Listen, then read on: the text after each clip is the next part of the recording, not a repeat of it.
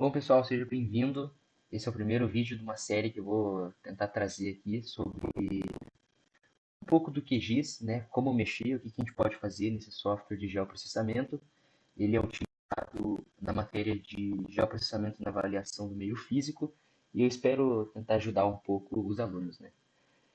Bom, para baixar o QGIS é só pesquisar QGIS no Google, a gente entra nessa aba de downloads. Aqui eles vão pedir a parte de doação, porque ele é gratuito.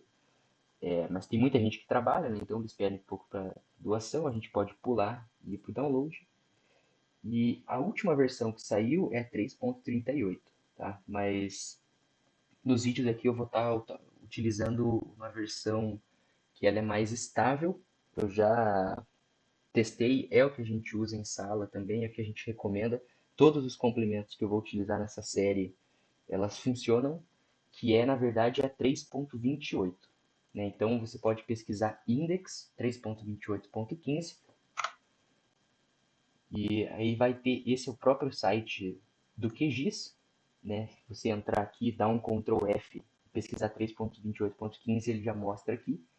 Ele está em extensão .tar, que é a mesma coisa que o RAR, que o zip, né? É só uma forma de compactação. Se você quiser baixar por aqui, é só clicar, ele vai iniciar o download e depois você tem que descompactar. Mas esse segundo link aqui do OSGel, ele vai abrir essa página aqui. Você também dá um Ctrl F e pesquisa 3.28.15, que você vai chegar nesse .msi. Pode baixar ele, ele tem 1.2 GB. E quando você clicar aqui, ele já vai começar a baixar. Baixado o arquivo, ele pode demorar um pouco, porque é um arquivo de mais ou menos 2 gigas. Vai depender da velocidade da sua internet. Você vai na área de downloads, dá um duplo clique e ele vai abrir. Ele vai ver se a sua máquina tem os, as requisições mínimas para funcionar. Você pode dar um next aqui, você aceita os termos. Next, que aqui é o diretório onde ele vai baixar, e pode dar um install. Ao final dessa instalação, ele salva uma pasta na área de trabalho e vem diversas coisas que ele baixa junto, né? O QGIS, esse shell aqui que você pode fazer atualizações e instalações através dele. Ele vem o Saga, que é um outro software de geoprocessamento que o QGIS utiliza para rodar por trás da interface, né? Mas vamos começar aqui. Dá um duplo clique para abrir. O QGIS pode demorar um pouco nessa primeira vez que você vai abrir, porque ele é um pouco pesado, vai depender da velocidade da sua máquina. Essa é a interface do software. A gente, toda vez que for começar um novo projeto, tem aqui, ó, novo projeto vazio.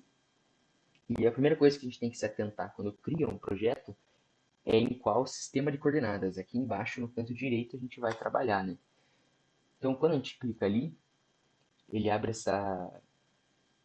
esse pop-up do sistema de referência que a gente vai utilizar.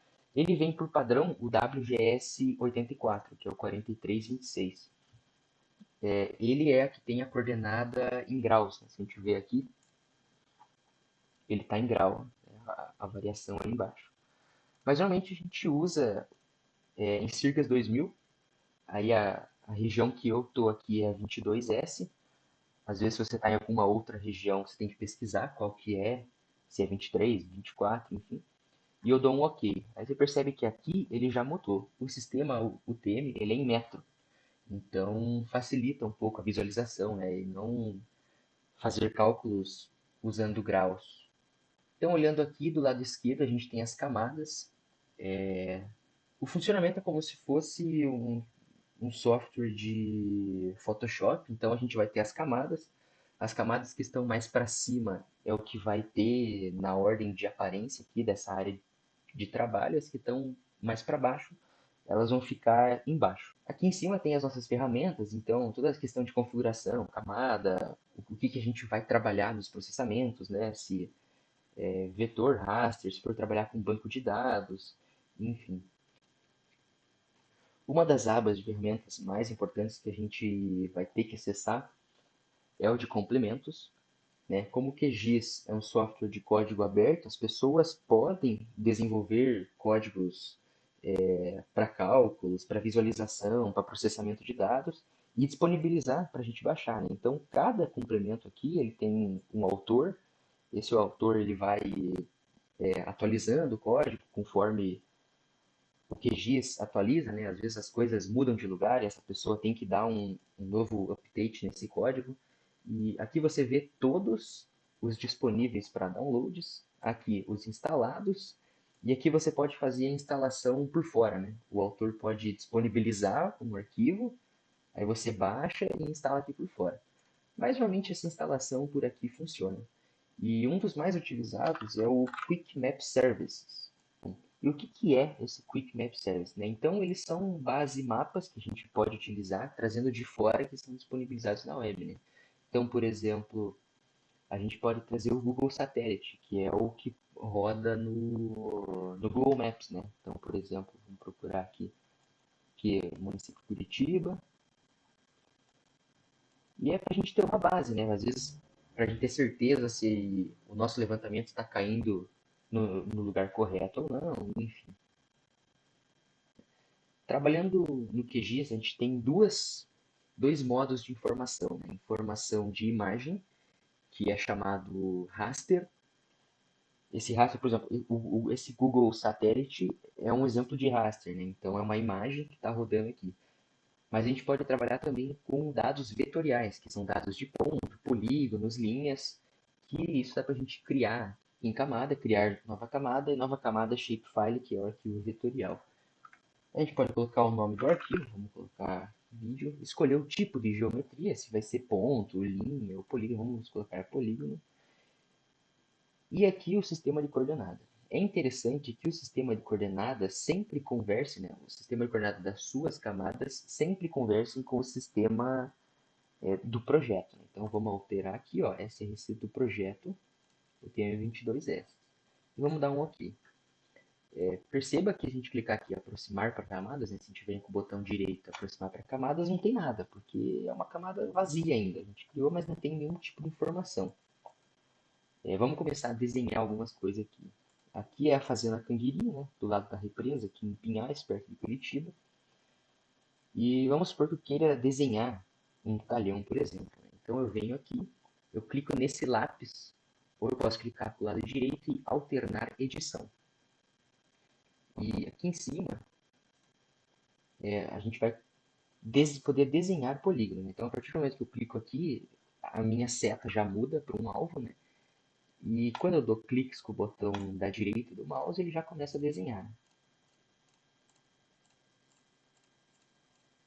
Bom, vamos supor que eu terminei de vetorizar o que eu gostaria, e quando eu clico com o botão direito, ele finaliza, e ele aparece para a gente dar um ID, por exemplo. Eu vou chamar esse polígono de 1. Olha lá, ele vetorizou essa área. E vamos supor que eu vou trabalhar com essa área e com mais uma outra. Vamos escolher aqui.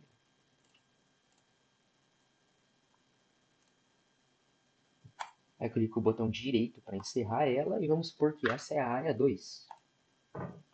Então, à medida que a gente for fazendo, a gente pode ir dando diferentes IDs, 1, 2, 3, 4, 5, seja lá, né? E eu finalizei aqui, mas eu errei, né? A gente pode vir clicar aqui, que é editor de vértice, né? Então, quando a gente vem com a ferramenta aqui próximo, ele já identifica um vértice e eu posso editar. Né? Ou às vezes se eu clicar no meio, ele cria esse vértice a mais, né? Enfim, beleza, editei. Para salvar, eu clico no lápis aqui de novo e eu salvo. E um negócio importante também das camadas vetoriais é a tabela de atributos. Né? Então, quando eu abro a tabela de atributos, aqui eu tenho, um pouco, aqui eu tenho dois polígonos, que é o que está dizendo aqui, com o ID1 e o ID2. Né? E a gente pode fazer aqui uma série de cálculos, é como se fosse uma planilha de Excel. Né? Então, por exemplo, quando a gente clica aqui, que é como se fosse a calculadora de campo, né? A gente pode criar campos. Né? Então, aqui a gente tem o campo de ID. Vamos criar um campo de área, por exemplo. Então, nome do campo, área. O número inteiro decimal com precisão de 3 dígitos, beleza.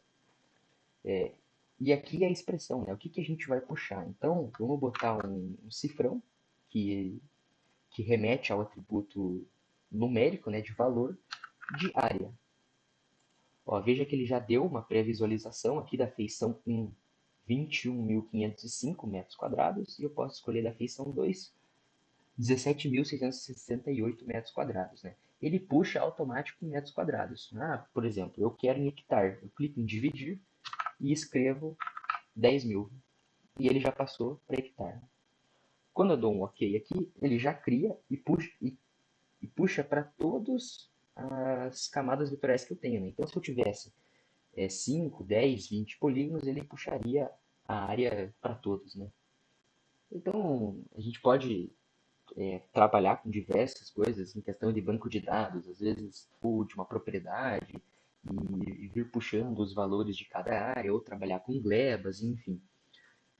A gente tem diversas opções dentro do QGIS. Eu vou tentar trazer nessa série de vídeos que eu vou começar.